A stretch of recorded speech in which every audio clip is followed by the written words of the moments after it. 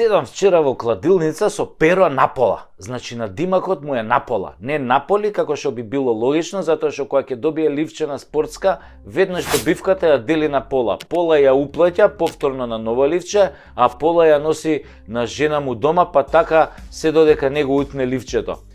Еднаш перо напола влегол во кладилница во петок, а се вратил дома во понеделник са бајле и на жена му и лупнал 153.749 евра на масата и грмнал: "Еве жено, да не ми го дрвиш више, зашто седам у кладилница по цел ден." Перо напола го фати седмото ливче цело, на што жена му онака алчна и суетна како секоја жена на македонец му одговорила: "Добро перо, вечер кога ќе си легнеме ќе добиеш цела дунда, пошто не си ме пипнал 6 месеци со сите твои кладилници." И перо си легнал у дневна соба на кауч, малку да дремне пред сексот, затоа што 3 дена немал спиено, нели, чекајќи ги ливчињава, ама заспал ко топ. И жена му изгледа не ја разбрала ова форава со заспивањево и кога се разбудил по 2 дена, ни жена му ја немало дома. Ни жена му, ни оние 153.000 евра и кусур. И после тоа перо напола разбра дека жена му е во Австрија или во Австралија, е бемлига, една буква чуда прави. И перо напола од тогаш нема фатено повеќе од 2 ливчиња. И секојаш кога ќе го утне следното ливче, пцуе на глас: перо, перо, да ти бам глупиот, како не ти текна дека ти правиш женски малер со тоа сексот." Но не се. Да се вратам на суштината, а тоа не е во случајов пола или цела дунда, зашто искрено да ви кажам, ја пола дунда немам видена, а не знам како изгледа, а бидејќи е малер, нека ми дава цела или ништо. Значи, седиме ја и перо напола и баш го гледаме Наполи, кај што тренерот е пола тренер на Наполи, пола селектор на Словачка, што да прави пола судбина, која перо ми вика: "Абе Саше, ти го гледам тоа пола Тасевски и си викам: Саше, не знаеш што е градоначалничка фикс вин-вин акробација." "Шо бле бета," викам овој си викам. "Слушај перо, прво не е тоа пола Тасевски, туку е преку Тасевски шоу. Затоа што кога би било пола, тогаш би било малку за гледачите, а ова е бе големо, па мора да биде преку, нели, преку Тасевски, значи поголемо е од пола, поголемо е од целото, нели, преку големото." "Ако те разбирам," вика перо, "значи како зидон на Трамп со Мексико, мора да идеш преку него за да го поминеш." Гледам вака, го гледам и си викам: "Можеш да идеш и под зидот, бе?" "Да, бе," вика перо, "можеш, само треба да пазиш на јајцата." "Аман, бе, да мојвам, осте се јајцата, кажи што ти е тоа градоначалничка фикс вин-вин акробација." "Не знаеш," ми вика перо. "Не знам, бе, да ти го резнам. Од кај да знам?" "Знаеш дека внук ми е градоначалник на една скопска општина?" Па еден од овие стариве вуци, што е неколку мандати градоначалник, им објаснил како да дојдат до голема пара да ја заебат јавноста со фикс акробација во која сигурно лапаат кеш. "Не збори, бе," му викам, ја на перо пола на заебанција и уше пола на заебанција. "Градоначалници во Македонија и криминал." "Кај е бе тоа, бе, ај не верувам," викам, Бог да чува. "Па све мајките рези се, бе, каков криминал." Вака вика перо. Прво се договараат со некој сумњив инвеститор по можност од doing business или нивните ортаци за некоја огромна локација за која процедурата ќе биде во секој случај незаконска во општината, од гласање во совет до издавање дозволи, дуп, муп, курац, палац и така натаму. И им кажуваат процент да ја бркаат работава. Обично процентот е некаде околу 15% од вкупната инвестиција и почнува целата операција. Градоначалников ја тера работата. Им прави маневри, мести документи, одлуки, комунали, издава решенија и се оди така глатко со кршење закони, се оградува просторот, се гради повеќе од она што е дадено, сите срекни, инвеститорот Кримос и градоначалникот поштен, овој Кримосов цела зграда, градоначалников 15% плюс подмачкени уште некој фактори од Министерство за транспорт и врски по некој инспектор, подписник во урбанизам, клучни советници, за сите да има. Квадрат е бе 2000 евра. Пари има ко говна у канализација. Па што има тука спорно, му викам на перо напола, тоа го прават 30 години уназад. Па ти викам, бе, полутасевски, дека немаш појма, ми вика. Има иншуранс фикс ситуација, затоа се вика вин-вин акробација. ако јавноста почне да се буни, ми вика Перо. И некоја институција укине некој документ, Уставен суд укине ДУП, тогаш инвеститорот ја тужи општината и општината му плаќа пенали, изгубена добивка, камати и пак истите пари ги делат со градоначалникот. Бе, му викам да му иба мајката, па да бе, викам како не ми текна, си викам стварно ова вин-вин ситуација, посебно ако градоначалников и Кримосот си имаат нати го дај ми го и си се верни другарчиња. И наеднаш гол! Која свика Перо на пола, што се дереш бе, му викам, кој е гол, кај биде гол, кај претрча гол, гола да не бе гол, вика, гол! Па гол за Барса бе, не за Наполи. Ме погледна ко да се олеснал за сите гребови на светот и ми вика, ти реков дека ништо не разбираш бе од вин-вин фикс ситуација. Шо не разбирам бе, Перо? Па не разбираш дека тука во кладилницава сум од петокот, а денес е среда. И ова ми е седмото ливче, а сега не сум веќе женет. Значи сите пари се за мене, а бившата ми жена нека си ја чува дундата цела. Викам да му иба мајката, од денеска му менјам надимак, ќе викам Перо целиот, оти се напуни да ви кажам ко градоначалник.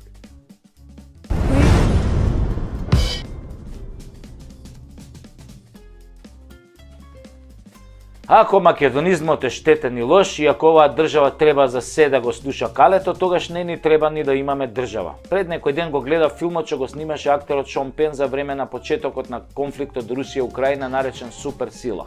Во филмот авторот се признава дека не сакал да сними филм за војната, туку филм за Зеленски, за неговиот животен пат и славата, за се што подоцна се наметнало како тема дошло од следот на настаните. Тоа е така со многу документарни филмови кои мора да се прилагодат на реалноста. Во филмот украинците се гордеат со тоа што се посебен народ од Русија, што по случувањата на Мајдан ја започнале својата борба против корумпираните политичари, во таа борба не ги почитувале подпишаните меѓународни договори и се однесувале арогантно кон отварањето на уставот и регулирањето на сите човечки права, меѓу кои најважните тие на русите кои живеат во делови од Украина. Но станува впечатокот од филмот дека американците им го дозволуваат на украинците се она што тука кај нас упорно се обидуваат да го задушат. Тоа е веројатно затоа што им требаат такви за да можат да се борат до последниот украинец. И Шон Пен убаво ја објаснува војната, убаво го објаснува војувањето, дека Западот и Америка го дозираат во вооружувањето на Украина затоа што не сакаат војна НАТО-Русија. Можеби заради фактот што сите НАТО земји секој месец произведуваат муниција за само 3 дена војување, а во Русија се произведува за 1 месец дупла количина. Дека Украина не може да биде членка на НАТО е јасно веќе како бел ден, но затоа слава на Украина и разни борбени песни што тие ги кажуваат за дигање на моралот и вложување во армијата под велот на демократизацијата и борба против проруските олигарси се форсирала значи од 2015 година, значи тоа не е приказно од 2022.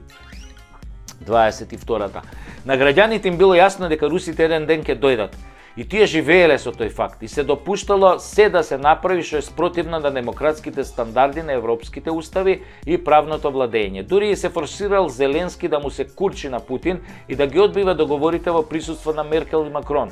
Во Македонија тоа се задушува, се форсира поданичкиот однос кон Грција, кон Бугарија, се назија на македонскиот народ, на македонскиот идентитет, правата на граѓаните и се форсира бинационална држава во која ќе владеат албанците иако се малцинство. Значи, исто е, ама и не е исто.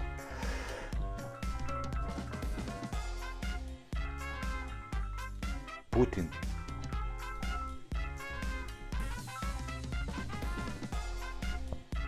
Здравствуй, товариш Путин. Овде секретни агент Путина с коднијим именем Куров. Куров, товариш Путин. Да, товариш Путин. Куров. Ура! Ура, товариш Путин. Ура! Ура!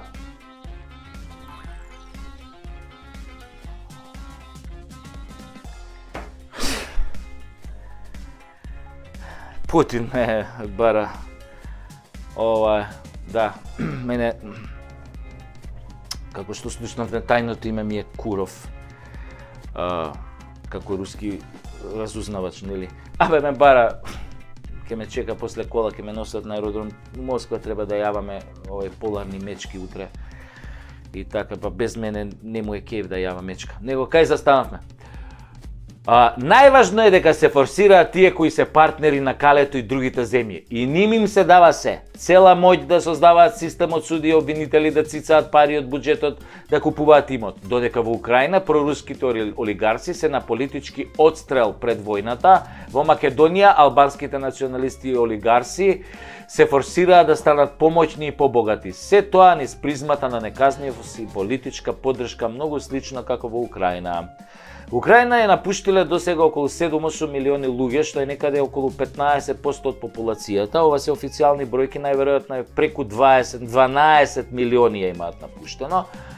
А Македонија има дефицит од 300.000 млади кои избегаа од економскиот погром, мито и корупција, што е отприлика истиот процент и тоа без војна. Замислете, можеби Русија не е најдобрата земја на светот, можеби на историјата не се покажала како голем пријател на Македонија и македонскиот народ, но на што сега и го прават западните земји и Европската унија на Македонија е во најмала рака страшно. Не можеби како војна, но и тука умираат луѓе на разни начини кои не се нормални и не се секојдневни во земјите на Европската унија. Само видете што се протна со европско знаменце, што се случува со квази автопатите, каде се плаќаат милиарди евра, врбување на домашни предавници за грст долари од страна на Западот, лажни ветувања за членство во Унијата за да се случи апсурдот дека на Украина, на земја во војна, која што ја губи војната, разрушена, без 25% од своја територија и дадоа почеток за преговори. Замислете, на Украина и дадоа почеток за преговори со Европската унија. Какви се тоа двојни стандарди? Каква е тоа космичка дволичност, лицемерие? И форсираат тука албанско политичко крило да ја растура полека земјата. Тоа многу кажува за ова дволично однесување и само се повторува европски вредности. Ми се гади веќе и од сатирата на таа тема. Едноставно се одвратни, но не само кон овој народ. Многу примери има за жални светот, двојни аршини во 21. век, цивилизацијски вредности, развиена демократија, европска демократија, западна демократија, слобода и правда. А во Газа се случува геноцид. Преку 15.000 мртви деца за неколку месеци. Деца само. Европски права, слобода и правда. Курот на Магареново зоолошка. Оне што е мој комшија на лавот. Да му го оправам.